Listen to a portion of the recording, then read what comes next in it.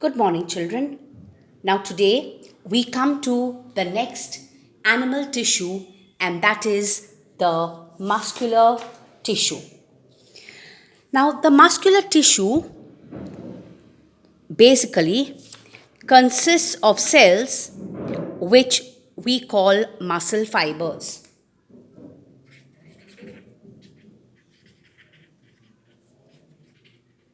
or we just call them muscles. Okay?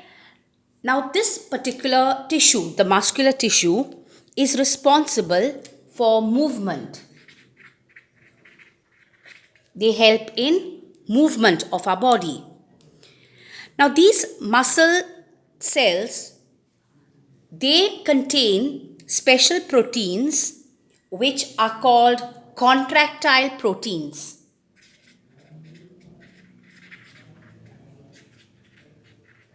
Okay? Now, these contractile proteins, they cause contraction and relaxation, and this contraction and relaxation causes movement.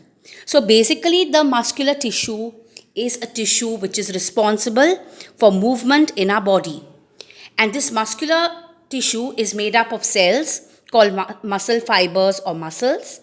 These muscles contain special proteins called contractile proteins which contract and relax, and this contraction and relaxation causes movement. Now, there are some muscles which move under our conscious will. Now, such muscles that move under our conscious will are called voluntary muscles.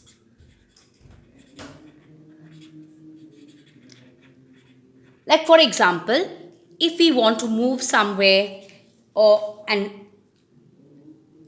we are aware that we want to go to some particular place, like for example, if we want to go to a shop or if we want to move from one room to the other, it is under our conscious will. Okay, so such muscles that move under our conscious will are called voluntary muscles. Now, these voluntary muscles that are under the control of our conscious will are attached to our bones and they help in movement. And for this reason, they are also called skeletal muscles.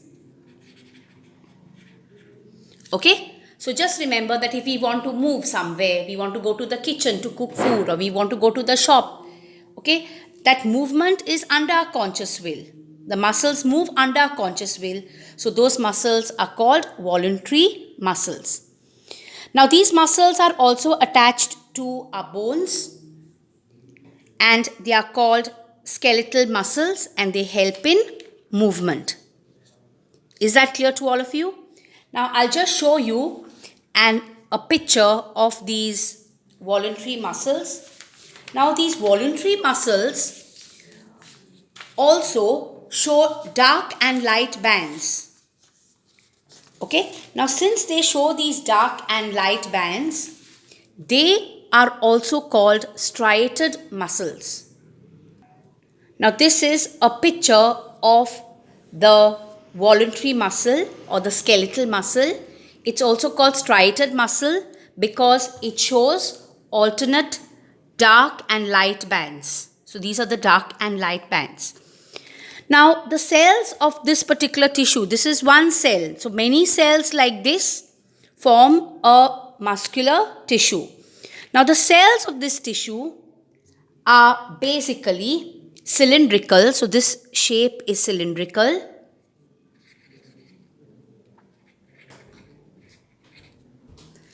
Besides being cylindrical, it is also unbranched. There are no branches like this arising this side. So this is just cylindrical and it is unbranched. Is that clear? And it is multinucleate. That means one cell has many nuclei. Multi means many. And nucleate refers to nuclei, nucleus. So in one cell, there are many nuclei. These are the nuclei. Is that clear? So just remember that the First type of muscular tissue is the voluntary muscle, or it's also called the skeletal muscle. It is called voluntary muscle because it helps in movement, and that movement is under our conscious will. These are attached to our bones and they cause movement, so they are also called skeletal muscles. These muscles show alternate dark and light bands like this, or striations, and they are called striated muscles for this reason. This muscular tissue is made up of cells. This is one cell. The cells are cylindrical, they are unbranched, they are multinucleate. That means they have many nuclei. Each of these are nuclei. So in one cell there are many nuclei. Now the movement of food in the alimentary canal, or the contraction and relaxation of blood vessels, are involuntary. That means whether you like it or not, those muscles move, whether you are conscious or not. Okay, so the movement of food in the alimentary canal, the contraction of blood vessels, they are all involuntary muscles. Now, involuntary muscles are smooth muscles. So remember, involuntary muscles are smooth muscles.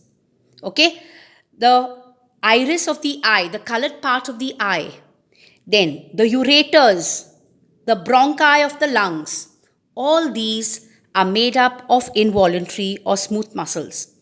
So these are involuntary because the movement is not under the control of our conscious will.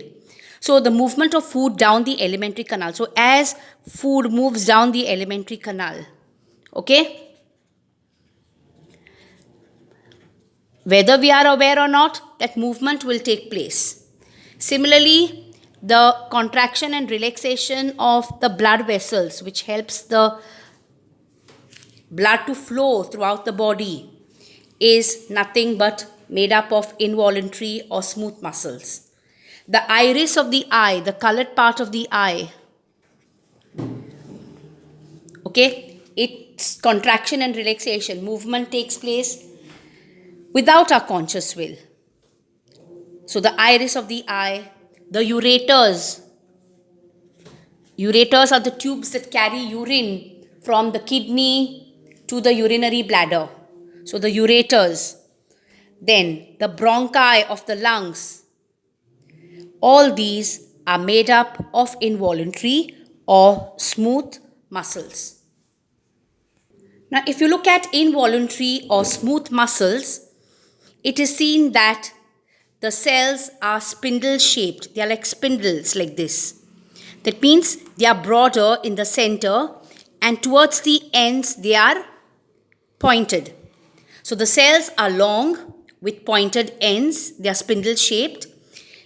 The cells are uninucleate. That means each cell has one nucleus. So this is one cell, it has one nucleus. This is the second cell, another nucleus. So the cells are uninucleate. Uni means one. Nucleate comes from the word nuclei. So only one nucleus is there in each cell. Now if you looked at the first one, striated muscles, that one cell has many nuclei. They are multinucleate. Okay. So just remember that they are uninucleate, they are spindle shaped, they are broad at the center, and then they are tapering at the ends. They are pointed at the ends. Now these particular muscles are also called unstriated muscles. The voluntary muscles are called striated. They have alternate dark and light bands. These are called unstriated muscles. They do not have dark and light bands. Now just remember that the muscles of the heart show rhythmic contraction and relaxation throughout your life. Whether you like it or not, they will keep on moving. They'll contract and relax. And this contraction and relaxation makes the heart to pump blood. So the muscles of the heart, they move, they contract and relax rhythmically throughout your life. Okay, so whether you like it or not, they keep on moving. So these are not under the control of our conscious will. So they are involuntary muscles. So remember, muscles of the heart, are involuntary muscles also. Okay, and they are called cardiac muscles. Cardio refers to heart, so they are called cardiac muscles. And these muscles are involuntary like these, but their shape is different. If you look at the shape of the muscles, you will see that the cells which make up this particular tissue are cylindrical like this. This is each cell. This is the third cell, fourth cell. Besides being cylindrical,